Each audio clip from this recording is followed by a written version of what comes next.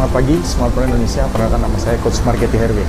Pada kesempatan kali ini saya akan bercerita tentang bagaimana sebuah bisnis besar bisa benar-benar terkonsentrasi menjadi 3 model bisnis dengan Anda memaksimalkan bagaimana Anda mengembangkan bisnis model yang Anda miliki, sehingga benar-benar Anda bisa mengerti bagaimana membuat efisien dalam menghadapi era VUCA seperti saat ini. Apa era VUCA? Yang pertama adalah volatility. Ya, volatility ini ada ketidakjelasan dalam bisnis saat ini yang terjadi.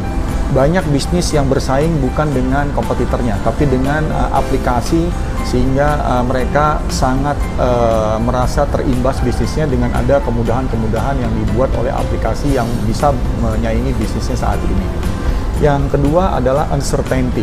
Uncertainty ini adalah satu hal yang ketidakjelasan dalam bisnis, ketidakpastian dalam bisnis, sehingga ketidakpastian ini membuat kita tidak berani mengambil strategi karena perubahan bisnis sangat luar biasa sekali di luar. Yang ketiga adalah complexity, salah satu kerumitan, sangat rumit, banyak hal-hal yang kita nggak bisa prediksi pada saat kondisi seperti ini. Yang terakhir adalah sesuatu yang ambiguity, ya, kerancuan, banyak hal yang membingungkan, banyak berita-berita yang tidak jelas, sehingga bagi pemilik bisnis sangat riskan sekali mengambil keputusan jika tidak punya data yang jelas.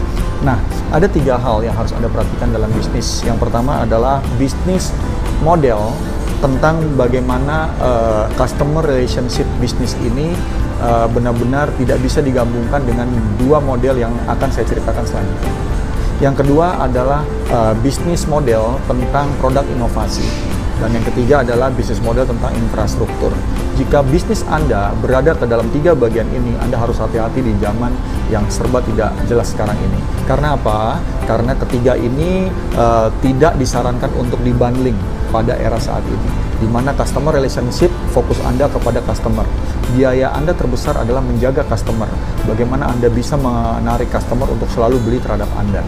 Dan ini sangat besar biaya promosinya, sangat besar biaya advertisement-nya, sehingga Anda sangat benar-benar perlu mencadangkan dana Anda untuk hal ini. Yang kedua, produk inovasi. Di mana produk inovasi besar biayanya? Produk inovasi ini besar dalam hal bagaimana mengembangkan produk. Anda mengembangkan sebuah jasa yang Anda punya di bisnis Anda. Anda perlu mempunyai orang-orang hebat, Anda perlu mempunyai orang-orang top di dalam bisnis Anda, di mana Anda perlu menggajinya dengan salary yang sangat besar, karena mereka terus improve dan terus berinovasi.